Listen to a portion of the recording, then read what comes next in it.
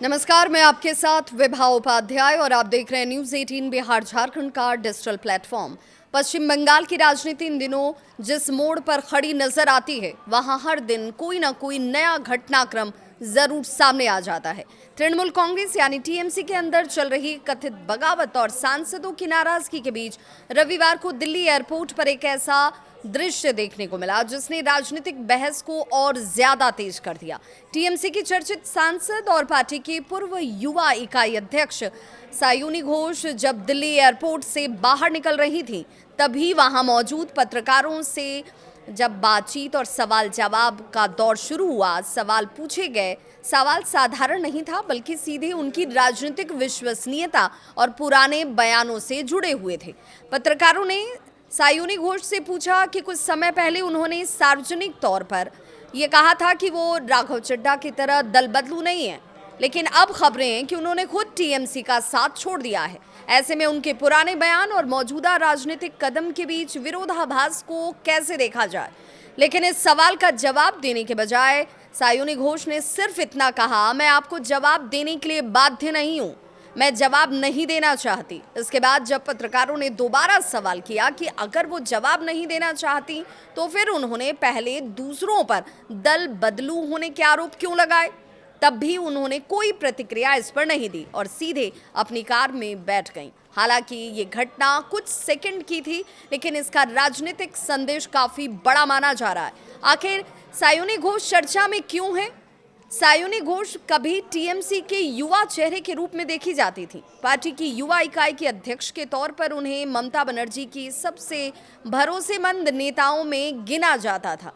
Social media से लेकर सड़क तक वो पार्टी की आक्रामक आवाज मानी जा रही थी। लेकिन हाल के महीनों में पार्टी के अंदर जिस तरीके के मतभेद सामने आए, उन मतभेदों की खबरों ने लगातार ऐसे विश्वस्त चेहरों पर एक बार फिर से सवाल ला दिया। इन चर्चाओं के बीच ममता बनर्जी ने संगठन में बड़ा फेरबदल करते हुए सायुनी घोष को युवा इकाई के अध्यक्ष पद से हटा दिया है। उनकी जगह अब युवा नेता अर्नब बनर्जी को नई जिम्मेदारी सौंपी गई है। इसके अलावा महिला संगठन में भी बड़े बदलाव किए गए। इन फैसलों को कई राजनीतिक जानकार पार्टी के अंदर बढ़ती असहमति और शक्ति के संतुलन की कोशिश के तौर पर देख रहे हैं। टीएमसी में अब सवाल ये उठता है कि क्या सचमुच बगावत हो रही है। ये सवाल इसलिए भी बेहद खास हो जाता है क्योंकि हाल के दिनों में आपने देखा होगा टीएमसी सांसद काकोली घोष दस्तीदार जो हैं उनकी तरफ से एक बड़ा दावा कर दिया गया। उन्होंने कहा कि बागी खेमे में जल्द ही 2 और सांसद शामिल हो सकते हैं। अगर ऐसा होता है तो लोकसभा में समूह की संख्या जो है बढ़कर 22 तक पहुंच सकती है। ये भी कहा जा रहा है कि ये समूह लोकसभा अध्यक्ष ओम बिरला से मुलाकात कर अलग संसदीय गुट की तैयारी भी कर रहा है। यदि ऐसा हुआ तो ये केवल कुछ नेताओं की नाराजगी नहीं होगी, बल्कि टीएमसी के भीतर एक बड़ी राजनीतिक विभाजन का संकेत माना जाएगा। ममता बनर्जी के लिए कितनी बड़ी चुनौती है, अब आप इससे समझ सकते हैं।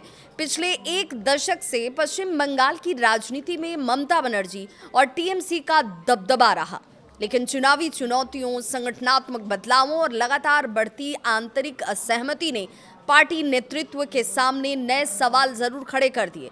अगर वास्तव में बड़ी संख्या में सांसद अलग रास्ता चुनते हैं तो इसका असर केवल संसद तक सीमित नहीं होगा। इसका प्रभाव बंगाल की राजनीति, संगठनात्मक ताकत और 2029 के चुनावी समीकरणों तक दिखाई दे सकता है। अब सबसे बड़ा सवाल यही है, राजनीति में नेता अक्सर बदलती परिस्थितियों के अनुसार फैसले लेते हैं।